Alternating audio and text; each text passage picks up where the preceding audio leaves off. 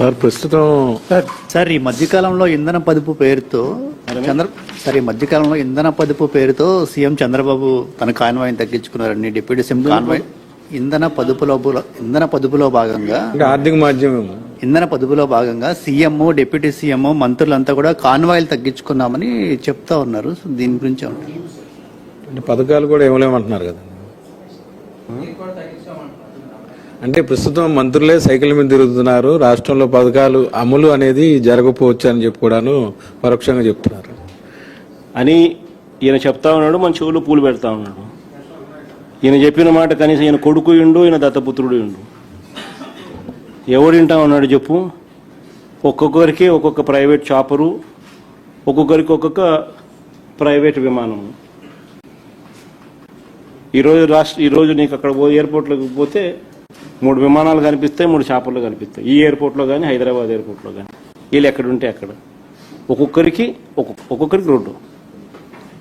వీళ్ళు మిగతా విషయాలన్నీ వీళ్ళు ఇట్లటన్నీ కథలన్నీ మనకు సోది చెప్తారు.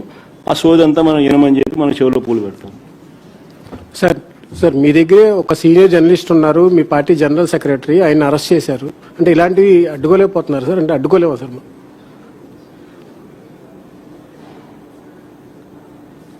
అడ్డుకోవాలి హరీష్. ఒకటి ఏంటనంటే ప్రజాస్వామ్యంలో అల్టిమేట్గా నువ్వు ఏదైతే ఇస్తుతావో అదే పండుతుంది. వీళ్ళు చేసేటివన్నీ ఏదైతే చేస్తూ ఉన్నారు రేపు పొద్దున ఇవన్నీ వాళ్ళు చుట్టుకుంటాయి. నేను ఇన్ఫ్యాక్ట్ ఇది సందర్భంగా నువ్వు ఎలాగో ఈ టాపిక్ ఎత్తినా కాబట్టి నేను చెప్తా ఉన్నా, ఈ రాష్ట్రంలో ఉన్న ప్రతి పోలీస్ సోదరుడికి కూడా నేను రిక్వెస్ట్ చేస్తా ఉన్నా, చంద్రబాబు నాయుడు గారి ప్రలోభాలతోనూ భయంతోనూ చంద్రబాబు నాయుడు గారు చెప్పినట్టు చేయకండి. ఎందుకంటే రేపు పొద్దున వీటి అన్నిటి మీద ఎంక్వైరీలు జరుగుతాయి. ఎవరెవరు తప్పులు చేసినారు ఆ తప్పులన్నిటి మీద ఎంక్వైరీ జరుగుతుంది. ఎంక్వైరీ జరిగి ఆ తప్పు చేసిన అధికారులందరినీ చట్టం ముందు నిలబెడతాం దోషులుగా. రిటైర్ అయిపోయినా కూడా తీసుకొస్తాం. సప్త సముద్రాల అవతల ఉన్నా కూడా తీసుకొస్తాం. లుకౌట్ నోటీసులు ఇస్తాం. అన్ని రకాలుగా ఏమేం చేయాలని అన్ని చేస్తాం. అందుకనే గవర్నెన్స్లో ఉన్న వాళ్ళు ఖచ్చితంగా వేసే ప్రతి అడుగు కూడా రేపొద్దున ఇదే మనకు చుట్టుకుంటే ఎలా అని ఆలోచన చేసి వేయాలి. చేసేది ప్రజలు ఇచ్చిన అవకాశం, దేవుడిచ్చిన అవకాశం, ప్రజలకు మంచి చేయమని చెప్పి నేను ముఖ్యమంత్రి స్థానంలో కూర్చోబెట్టాను. ఆ ముఖ్యమంత్రి పదవిని ప్రజలకు మంచి చేయడం కోసం ఉపయోగపట్టాలి, కానీ కక్ష తీసుకోవడానికి కోసము లేకపోతే మీకు వ్యతిరేకంగా ఎవరైనా మాట్లాడితే వాళ్ళ మీద తప్పుడు కేసులు పెట్టి వాళ్ళ జీవితాలను నాశనం చేయాలని చెప్పి చూడడం అన్నది దుర్మార్గం. అందుకే ప్రతి పోలీస్ సోదరికి చెప్తా ఉన్నాం, రేపొద్దున మీరు ఇరుక్కుంటారు.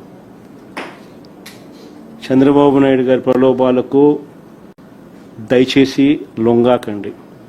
ఈ పొద్దున మీరు ఇబ్బంది పడతారు. సార్, జనసేన అధినేత ఈ మధ్యన హోంమంత్రి అమిత్ షా వద్దకు వెళ్ళారని ఏదో వైఎస్ జగన్ గారి మీద ఇబ్బంది పెట్టాలని చెప్పిన సందర్భం ఒకటి ప్రొఫెసర్ నాగేశ్వరరావు మొన్న మధ్యన చెప్పారు. అయితే అమిత్ షా చివాట్లు పెట్టి రాజకీయాల్లో నమ్మదగిన వ్యక్తి చంద్రబాబు కంటే జగనే బెటర్ అని అన్నట్టు కూడాను ఆయన అన్నారు. అది బాగా ట్రోల్ అవుతుంది ఇప్పుడు. అది ఆయనకు తెలిసిన ఎక్స్పీరియన్స్తో ఆయన చెప్తా ఉన్నాడు. చంద్రబాబు నాయుడును చూసినాడు, జగన్ను చూసినాడు. ఇప్పుడు చంద్రబాబు నాయుడు గారి పాలన చూస్తూ ఉన్నాడు, జగన్ చేసిన పాలనను చూశాడు. ఆయనే కాదు, ప్రజలంతా కూడా చూసినారు. కాబట్టి ఎవరి నోట్లో నుంచి వచ్చినా ఇవే మాటలే వస్తాయి.